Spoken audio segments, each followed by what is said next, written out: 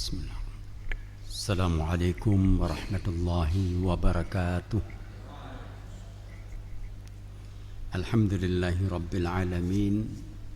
Alhamdulillahilladzi an'amana alaina bi ni'matil iman wal islam wa huwa a'dhamu an'am. Asyhadu an la ilaha illallah wahdahu la syarika lah wa asyhadu anna Muhammadan abduhu wa rasuluhu la nabiyya ba'dah. Allahumma salli wa sallim wa barik ala Muhammad wa ala alihi wa ashabihi wa tabi'ahum bi ihsanin ila yaumiddin. Qala Allah ta'ala fi kitabil karim, a'udzu billahi minasy syaithanir rajim. Ya ayyuhalladzina amanu ittaqullaha haqqa tuqatih wa la tamutunna illa wa antum muslimun. Bapak-bapak, ibu-ibu, jamaah pengawasan Nurul Islam ingkang tansah kawula hormati, nun inggih dumateng pengurusipun ingkang kawula hormati. Alhamdulillah kanthi nikmatipun Allah ingkang sampun kita tampi, khususipun masalah kesempatan, kesehatan, sehingga kula panjenengan saged muwajjah bil wujuh wonten masjid kita ingkang mulya menika. Mugi-mugi kanthi panggihan kita lan niat kita ingkang badhe nguri-uri agama Islam saged katampi wonten ngarsa dalem Allah Subhanahu wa taala lan dadosaken ridhanipun Allah. Allahumma amin. Dalu menika kawula badhe matur kanthi judulipun berusaha meraih rahmat Allah. Berusaha untuk bisa meraih rahmatnya Allah. Rahmat Allah menika satunggilipun kanugrahan ingkang ageng sanget. Pramila kula panjenengan kedah ngertos ingkang saged nuwuhaken rahmatipun Allah dumugi dhateng kita. Nika saderengipun kawula matur kathah badhe kawula aturaken sebagai mukadimah. Ada satu kisah yang diwartakan oleh Imam Muslim dalam hadisnya. Kisah ini ditulis atau katakanlah ada di dalam kitab Al-Mustadrak ala Sahihain. Kitab ini jadi kontroversial di zamannya, ingkang dipun serat utawi ditulis oleh Imam Hakim An-Naisaburi. Gesangipun sekitar tahun 320-an, sedo tahun 200 gangsal Hijriah. Jadi 300-an tahun setelah Nabi. Kenapa kok dados kontroversi kitab ini? Karena ditulis dengan judulnya itu tadi Mustadrak. Al-Mustadrak tegesipun menyusuli, ngenepi daripada As-Sahihain. Padahal ulama-ulama pada waktu itu sudah sepakat, bahkan sampai hari ini gambilipun tidak ada yang lebih sahih daripada apa yang ditulis oleh Bukhari dan Muslim. Maka itu terkenal dengan sebutan Sahihain, keduanya sahih. Bukhari menika gurunipun, muridipun Muslim. Bukhari lahir 187 Hijriah, Muslim 215. Kedua-duanya menghimpun hadis sahih-sahih dengan kriteria yang berat. Muslim dalam Sahih Muslim saja menulis kurang lebih 7.500-an hadis. Sedangkan Bukhari kurang lebih 7.000 dalam Sahih Bukharinya. Sedangkan Al-Mustadrak 9.045. Dan beliau mengatakan, aku tulis kitab ini menyusuli atau nggenepi apa yang ditulis oleh Bukhari Muslim, sehingga banyak ulama yang tidak cocok. Tetapi ulama-ulama tersebut ada yang nyun sewu bijaksana kados Adz-Dzahabi. Beliau menulis dalam mentakhrij tentang Al-Mustadrak. Mentakhrij artinya mengeluarkan apa sing ora bener diketokaken. Maka itu ada istilah takhrij dari kitab ini, takhrij dari ini. Kados Ihya Ulumuddin Imam Al-Ghazali. Ya, kitabnya Ihya Ulumuddin itu ditakhrij oleh Al-Albani sehingga dikeluarkan hal-hal yang tidak baik. Artosipun apa? Hadis-hadis yang dhaif, maudhu dikeluarkan, diberitahu ini maudhu, ini lemah dan seterusnya. Sehingga kita kalau sekarang baca Ihya Ulumuddinnya yang sudah ditakhrij, kita dapatin hal-hal yang sahih. Ikhwanul kiram rahimakumullah, dalam kitab Al-Mustadrak tadi di dalam satu hadis Muslim, berarti yang sahih, itu Nabi SAW dikisahkan menemui sahabat yang sudah menunggu Nabi keluar dari rumahnya. Akhirnya Nabi mengatakan, kalau aku baru saja kedatangan malaikat Jibril. Malaikat Jibril itu mengisahkan tentang orang sebelum kita, yaitu seorang abid yang beribadah selama 500 tahun. Onten tiyang sing ibadahi luar biasa 500 tahun. Saking apike ngibadahipun, Allah kersa paring kemudahan-kemudahan di dunia.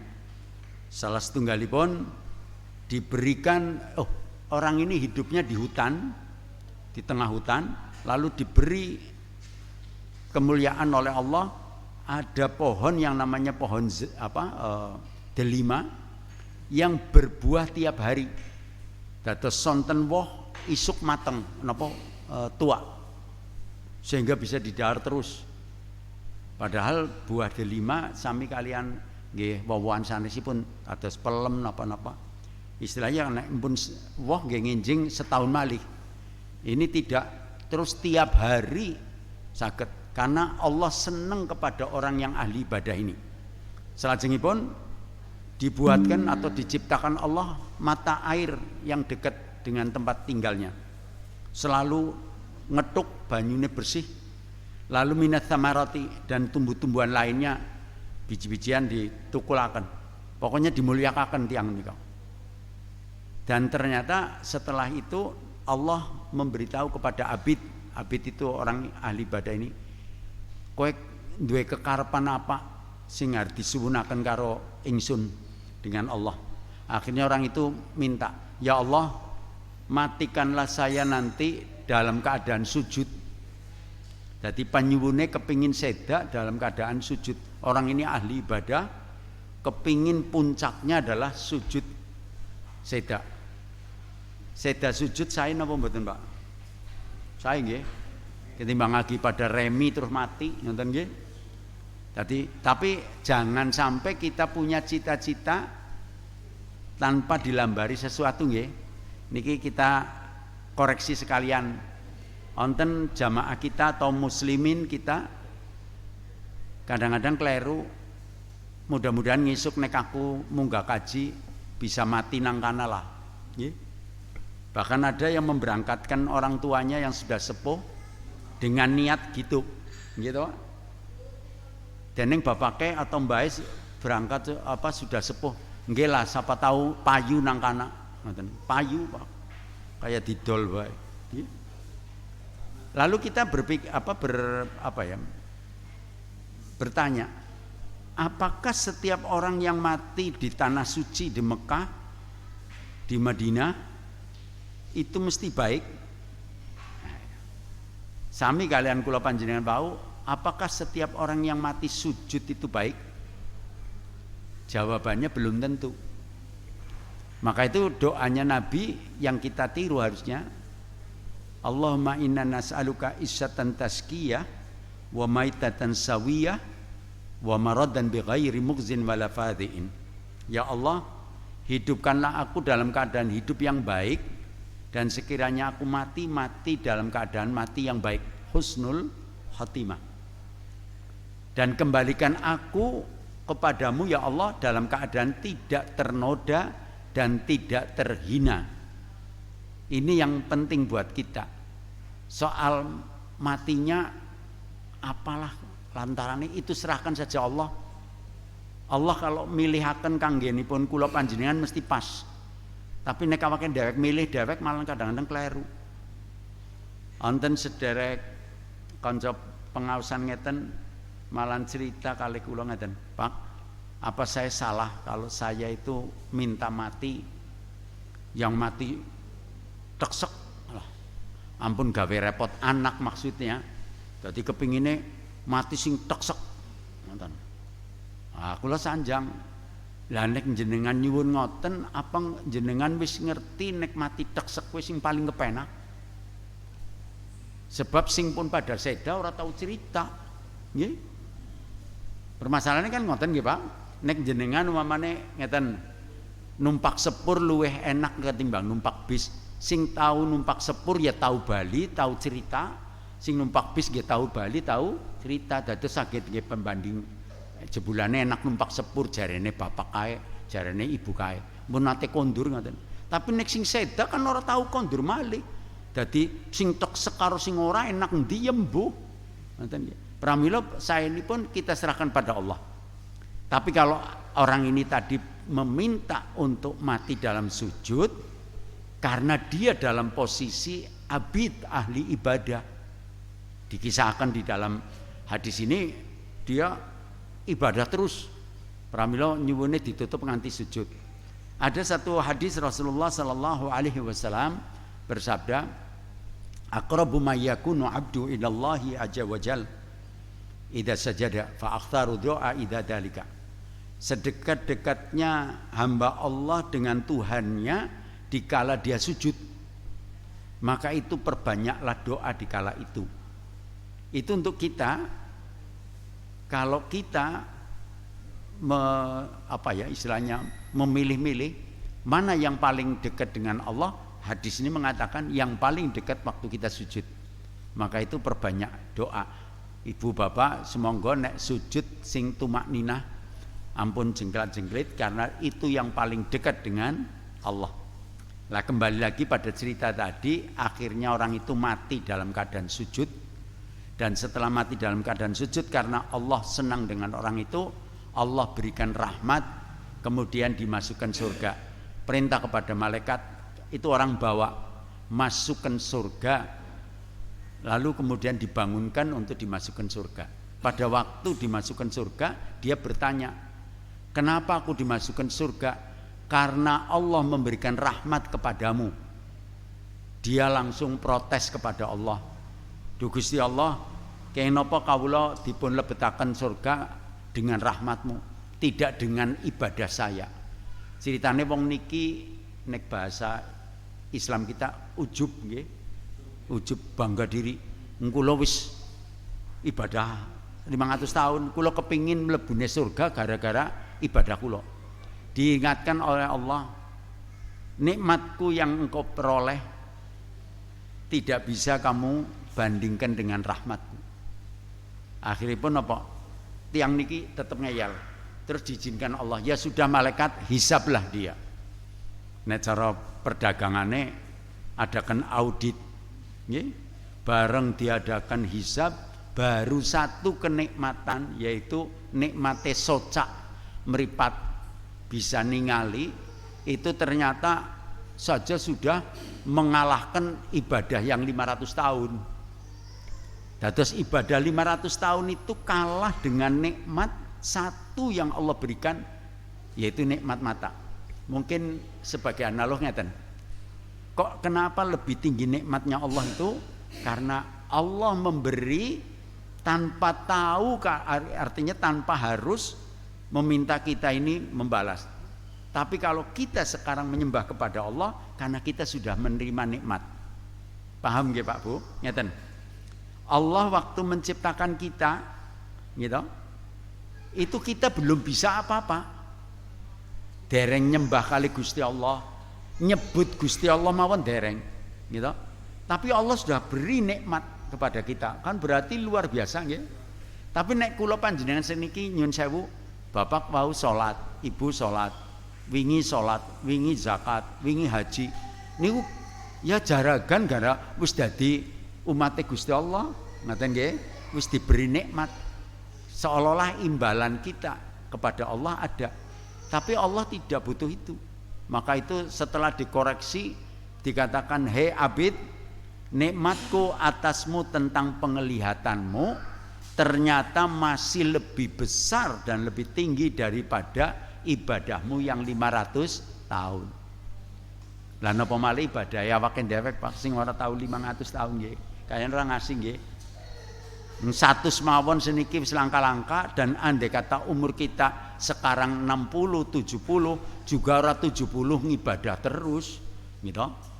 Jadi kalah kalih tiang niku.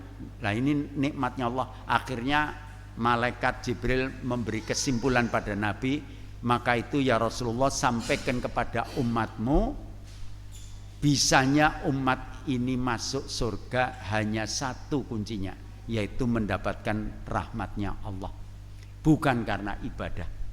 Terus ibadah kula panjenengan Pak Bu, salatnya, puasanya, zakatnya, hajinya, umrohnya, napa malih lah nggih. Kabeh ibadah itu tidak ada jaminan untuk masuk surga.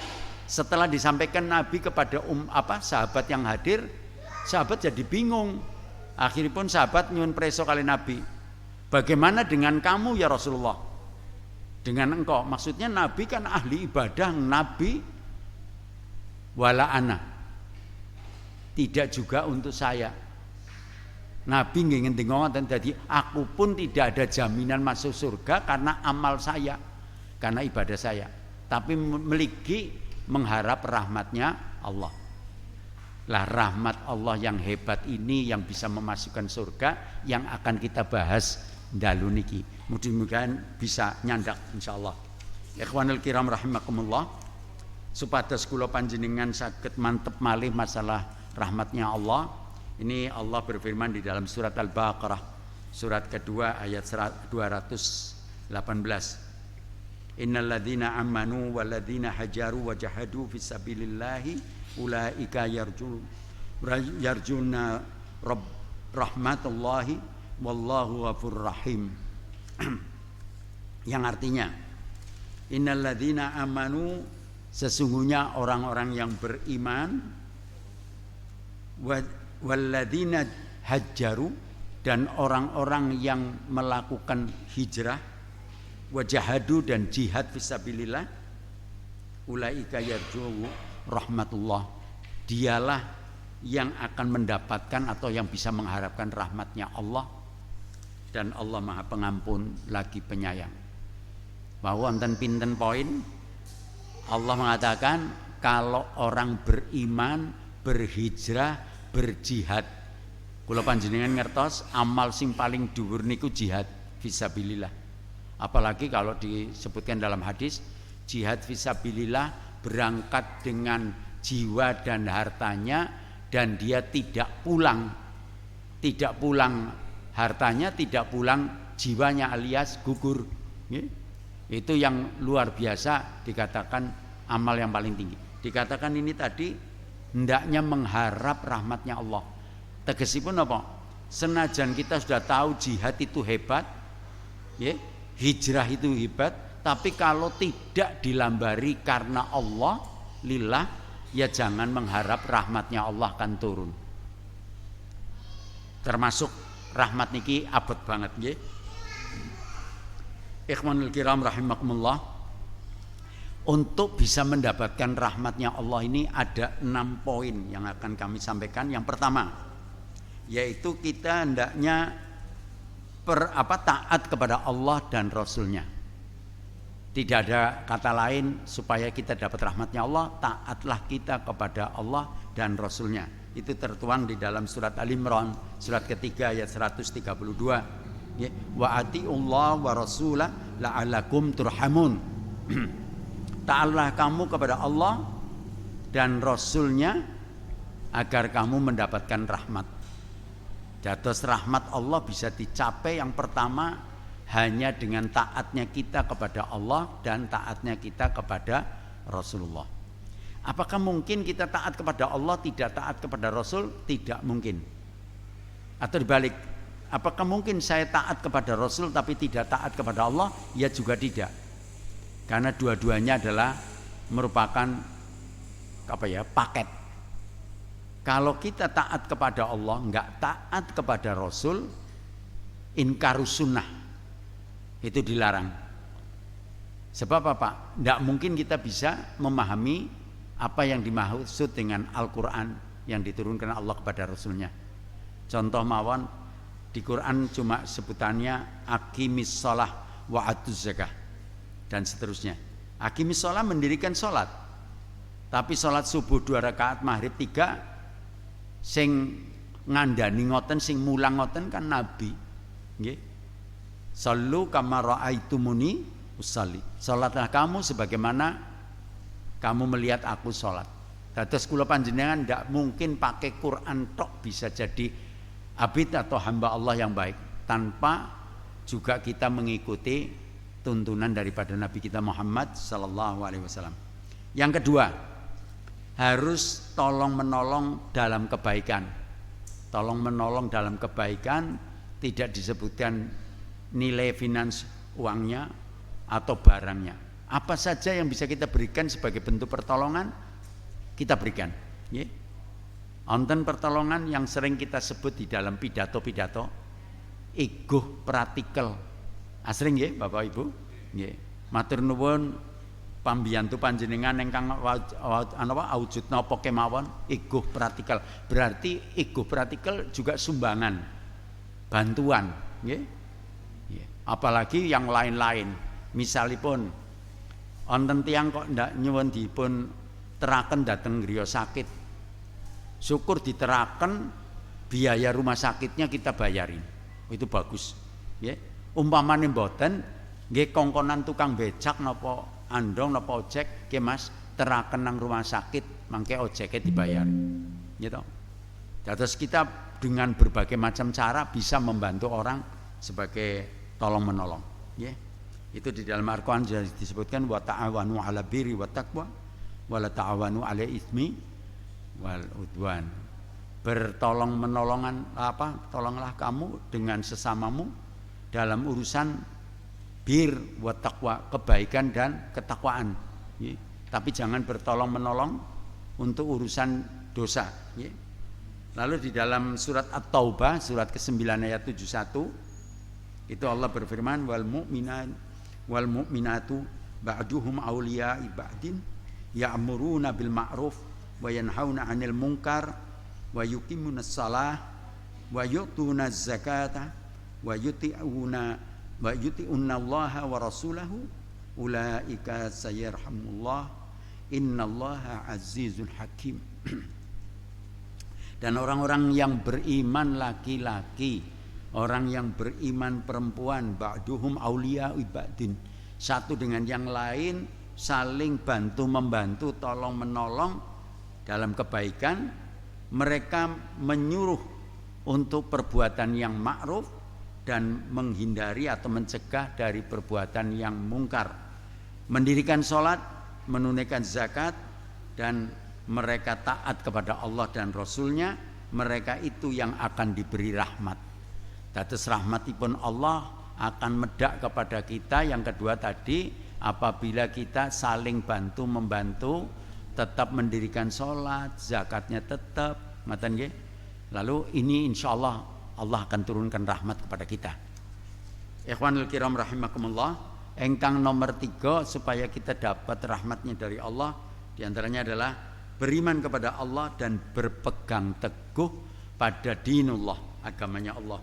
Ini tertuang di dalam surat An-Nisa surat keempat ayat 175. Fa amal ladzina amanu billahi wa atasimu bihi fasayudkhiluhum fi rahmatin minhu fadlan wa yahdihim ilaihi siratal mustaqim. Yang artinya, adapun orang-orang yang beriman kepada Allah dan berpegang teguh kepada agamanya, agama Allah ini. Allah niscaya mereka akan dimasukkan ke dalam rahmat Allah yang besar. Jadi yang tadi pertama karena taat kepada Allah, yang kedua tolong menolong, yang ketiga orang-orang beriman yang berpegang teguh kepada agama Allah akan diberikan rahmat. Sekarang kita bertanya pada diri kita, apakah kita selama ini sudah berpegang teguh pada agama kita? Ya, ini pertanyaan yang perlu dijawab sendiri ya. Nek ngeten, nek beriman insyaallah kita percayalah insyaallah, utami ini pun jamaah kita di sini percaya nek Gusti Allah niku esa tunggal, percaya Gusti Allah sing paring rezeki, percaya nek Gusti Allah niku sing berkuasa di alam semesta raya ini. Ning bareng ditakoni apakah memegang teguh agama kita, lah niki dari sekian syariat yang ada pada agama kita salah satu saja yang paling kecil ya. Nabi ngendikani ini khususnya untuk ibu-ibu. Ibu-ibu itu surganya terletak di dalam keridhaan suaminya. Jadi suaminya ridho, ibu kuncinya surga sudah dapat. Apakah kita sudah sampai ke situ? Ya. Membuat ridho suami, nembe pamit ngaji baik, bapak nggawa kunci baik dewek. Ya. Salin apa? Bebeh lembu kaki lawang, ngoten nggih. Nggih. Lah kok mengharap ridho suami ini gimana nggih? Kadang-kadang suami datang wis mengga-mengga kesel, bu gawek nawetang. Yang kok sedela lah, aku ya nembe leren ki Pak. Nah, nggih. Padahal kita tidak bertanya leren dan tidak kesel apa ora, tapi mung njaluk wedang. Nggih. Sama dengan bapaknya juga begitu. Misalnya istrinya, begitu bapak datang dari mana, alhamdulillah bapak kondur, ya Pak, sedelang kok aku diternang ngono. Lah mbok ngerti nyong lagi kesel nembe dok. Padahal kedua-duanya itu sudah dikatakan Allah apabila kedua-duanya ingin sakinah, mawaddah, warahmah. Jadi kita sakinahnya, mawadahnya, rahmah. Rahmahnya ditaruh di belakang. Rahmat Allah itu kalau sudah ada sakinah pada kita, ada mawaddah. Kalau jiwa kita masih belum apa ya, misa-misa ya belum. Orang Jawa mengatakan singarane bojo napa Bu, Pak? Garwo. Sigarane nyawa. Artinya nyawa kita sudah jadi satu. Oh, jadi satu. Kalau seperti tadi yang saya ceritakan kan masih egonya yang nemen nggih, mboten jadi siji. Maka itu yuk kita perhatikan dinullah, jaga agama kita. Lah caranipun apa? Kita ngestoaken apa yang diperintahkan Allah dan Rasulnya sedikit saja.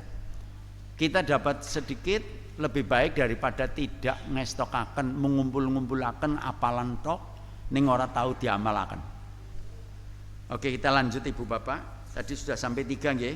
Yang keempat berbuat baik, ihsan.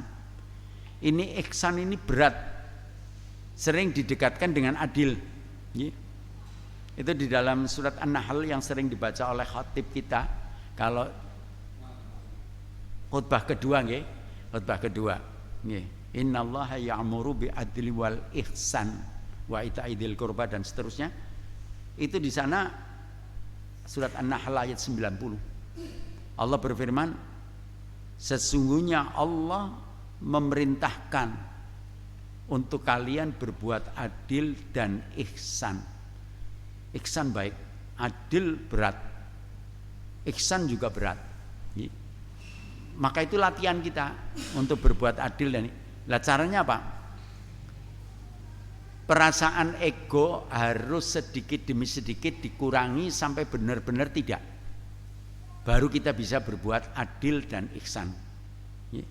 Jadi orang yang orientasinya kepada dirinya sendiri, egonya besar, itu jangan mengharap bisa berbuat ihsan atau adil. Nyun sewu itu di dalam surat An-Nisa, laki-laki boleh kawin, boleh nikah 4 orang. 1, 2, 3, 4. Tapi terusannya apa? Kalau takut berbuat adil, kawinilah satu saja. Itu saja mudun malih, hamba sahaya. Ini kan apa ya? Allah meragukan pada kita kalau kita bisa adil. Allah meragukan kalau kita bisa berbuat adil. Dan Nabi ada nasihat untuk kita. Ibu bapak kagungan putra 1, 2, 3 atau lebih, itu ada diantaranya putra panjenengan yang membuat hati panjenengan lebih. Itu semua orang, hampir semua orang. Contoh ngeten kula gawe contoh mawon. Anak kita lahir yang pertama, subhanallah, habis nikah langsung PHK. Naudzubillah min dzalik. Atau omai kobongan, atau perusahaannya bangkrut, atau sawahnya kebanjiran, macam-macam lah, sehingga hidupnya anak yang pertama ini ketula-tula lah kayaknya nggih, tuku susu bae ora bisa. Subhanallah, kasihan, kelambi bekasan dari saudaranya, tetapi bareng lahir anak kedua, tiga dan seterusnya, dilalak Allah paring rezeki moncer, del reja, akhirnya masya Allah kelambi benek ora, luar negeri ora, pingin sepeda tukokna motor, pingin motor tukokna mobil, saking turai duit. Otomatis perasaan ibu bapak terhadap anak pertama beda, lebih apa ya, lebih berat. Itu Nabi mengizinkan atau membolehkan ibu, tetapi ibu bapak mboten pikantuk dipun lairaken dosa. Dadi nang ati. Nggih. Ceritane abot tapi nang ati. Itu dibolehkan. Karena apa? Kita memang tidak bisa berbuat adil. Nggih. Wonten berat sebelah. Misalnya itu tadi cerita anak pertama. Wonten sing dawah anak ragil. Anak pertama, waduh, hebat rezekine. Kedua, begitu gilirannya si ragil bangkrut, maka itu dengan si ragil ya emane yang lebih ibu atau bapak. Ini ndak apa-apa asal jangan dilahirkan, terutama di muka saudaranya atau cerita kepada orang lain ndak perlu. Jadi ndak perlu itu dilahirkan, dosa karena tidak adil. Misalnya cung 10.000 bareng gilirannya bocah niku 1.000 nang ngarepe dulure ya ora ulih. Ngoten nggih. Tersembunyilah, ngoten. Nah ini berbicara masalah adil dan ihsan. Ihsan itu luar biasa. Lalu ada satu gambaran. Orang itu berbuat baik kepada tetangga, kepada saudaranya, kepada siapa saja. Nyun sewu ana wong butuh diutangi, ya. Kalau misalnya kayak kerigan ronda dan seterusnya, dia berangkatnya paling gasik, pulangnya keri, urunan paling akeh. Walhasil niki wong hebat di mata masyarakat. Apakah orang semacam ini bisa dikategorikan ihsan? Belum. Ihsan harus dilambari dengan iman kepada Allah.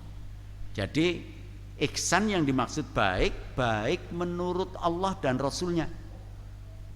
Kalau yang tadi kalau ceritakan jenengan mungkin baik tapi tidak baik menurut Allah dan Rasulnya, sehingga tidak bisa disebutkan ihsan. Allah berfirman di dalam surat Al-A'raf ayat 7 ayat 56. Maaf. Al-A'raf surat ke-7 ayat 56. Wala tufsidu fil ard ba'da islaiha wad'uhu haufan wa tama'an inna rahmatallahi qaribun minnal muhsinin. Wala tufsidu fil ard, jangan kamu berbuat kerusakan di muka bumi ba'da islaiha, setelah Allah membaguskan. Allah ini membaguskan alam semesta raya, Pak Bu, yang sering disebut dengan ekosistem. Lalu kita yang merusak. Ini dikatakan jangan kamu merusak apa yang sudah dibaguskan Allah. Lalu kemudian wad'uhu, mintalah kamu kepada Allah khaufan, dengan rasa takut, rasa takut tidak akan diterima maksudnya permintaannya, dan penuh harap. Jadi kula panjenengan nek nyuwun di dalam surat Al-A'raf ayat 56 ini harus ada rasa takut dan rasa khawatir. Ya. Dalam ayat yang lain sebelum ayat ini disebutkan ud'u rabbakum tadarruan wa khufyatan. Mintalah kamu kepada Allah dengan tadaru, merendahkan diri dan penuh rasa takut. Ini peringatan buat kita kalau berdoa mitsewu cara bahasa Jawane kasar aja brawokan lah. Itu kita lihat di saudara kita yang lain, misalnya satu contoh sholat tarawih. Kalau habis sholat yang pertama mau munggah sholat kedua, sholawat Nabi ini nganggo sholat Allahumma sholli ala Muhammad. Ya. Nanti mireng ngoten nggih. Nggih. Itu kan doa, masa doa brawokan? Yang dimintai doa siapa? Zat yang maha agung, Allah. Kita minta dengan mertua saja nggak berani, brawokan lah. Masa kita berani sama mertua kita misalnya, Pak, sawai, jaluk. Ya kayaknya malah orang diwai malah dipecat. Nah kita sama Allah, Rabbus samawati wal ard. Ini disebutkan tadi, jangan kamu berbuat kerusakan di muka bumi dan mintalah kamu dengan yang baik. Ini perbuatan ihsan yang tadi di akhir ayatnya dikatakan rahmatullahi qaribun minal muhsinin. Rahmatnya Allah itu sangat dekat kepada orang yang berbuat baik. Berbuat jelek berarti rahmatnya Allah jauh. Selanjutnya yang kelima yaitu berpedoman pada Al-Quran. Setiap ikhwal kita bangun tidur sampai tidur berpedoman kepada Al-Quran. Al-Quran sebagai pustaka haji kita, kitab suci kita, ya, hujah ya, yang utama. Quran turun sunnah, turun hadis Rasulullah, turun sunnah sahabat, turun lagi hadis sahabat. Itu sumber hukum kita. Ya. Lalu ditambah lagi ijma' ulama.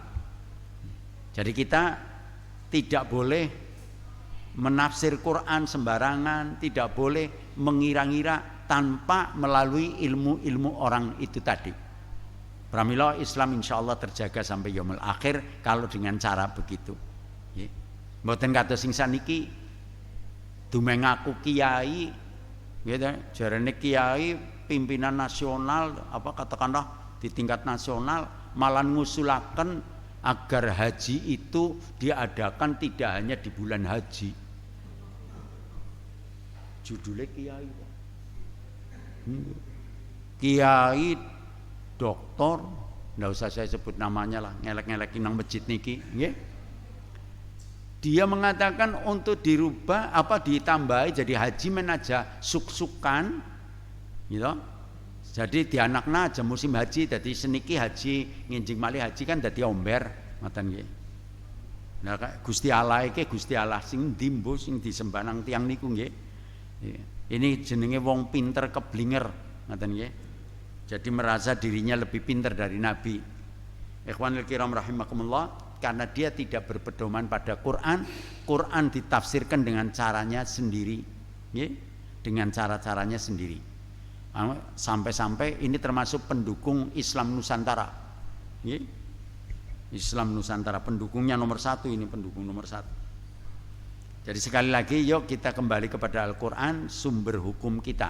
Bahkan dalam hadis sahih Nabi kita Muhammad sallallahu alaihi wasallam bersabda, fa inna asdaqal hadithi kalamullah. Sesungguhnya perkataan yang paling shadiq, yang paling benar adalah perkataannya Allah. Artinya firman Allah Quran. Dan Quran itu sendiri juga berfirman di beberapa ayat dengan kalimat yang sama. Al-haqqu min rabbika falatakun minal mumtarin. Surat Al-Imran ayat 60. Oke. Kita lajengaken yang terakhir, menghayati Al-Quran ketika sedang dibaca. Menghayati napa nggih mirengaken dengan ini di dalam ayatnya surat Al-A'raf juga, surat yang ke-7 ayatnya 204. Wa idza qara'atul Qur'an fastami'u lahu wa ansitu la'alakum turhamun. Apabila dibacakan Quran atas kamu, hendaknya kamu ansitu meneng, ya. Jadi meneng. Lalu kemudian suruh apa? Dengarkan, dengan dengarkan dan diam, ya. Mendengarkan dan diam. Artinya diamnya itu enggak tekaken lah maksudnya bahasa Jawa nih, ya. Lalu mudah-mudahan kamu akan mendapatkan rahmat. Rahmatnya Allah akan turun kepada kita kalau kita mendengar Al-Quran dan kita mirengaken lalu enggak tekaken. Ini diantaranya. Jadi wonten 6 poin supaya kita dapat rahmatnya Allah. Sekarang kesimpulanipun ngeten. Surga hanya bisa dimasuki oleh orang yang dapat rahmat. Lalu yang dapat rahmat siapa? Orang yang dicintai Allah, yang Allah ridho kepadanya. Allah senang dan kita juga senang kepada Allah, ya? Sehingga Allah nanti akan membuat kita diampuni. Kalau senang diampuni. Itu dibaca di dalam surat Al-Imran juga, surat ayat 31. Qul in kuntum tuhibbunallah fatabi'uni. Katakanlah sekiranya kamu cinta kepada Allah, fatabi'uni, ikutilah aku. Yuhibbukumullahu wa yaghfir lakum dunubakum wallahu ghafurur rahim. Kalau kamu benar cinta kepada Allah, ikutilah Nabi, insya Allah kamu akan diampuni dosanya. Nah sekarang kita bertanya, kalau Allah mengampuni dosa kita, berarti kita suci. Kalau suci, ini memang pas surga itu hanya dihuni orang-orang yang suci. Dados kula panjenengan nek kepingin rahmatnya Allah melalui pensucian diri. Maka itu Nabi mengajarkan pada kita untuk banyak beristighfar, Pak Bu. Nabinya saja tidak kurang dari 100. Kula panjenengan setiap akhir sholat minimal 3, ya. Lalu suruh membaca istighfar di mana saja, kapan saja, supaya Pak Allah mengampuni dosanya, membersihkan kita suci. Dan kalau Allah membersihkan kita, Allah senang pada kita, Allah pasti akan memberikan rahmat kepada kita. Insya Allah kula panjenengan termasuk ahlil jannah. Allahumma amin. Mengatakan ibu bapak yang bisa kami sampaikan, banyak kekurangan saya. Untuk itu kami mohon maaf. Dan sekiranya ada yang benar, yang baik, semuanya milik Allah semata. Buat kita alhamdulillah rabbil alamin. Wa akhiran, wassalamualaikum warahmatullahi wabarakatuh.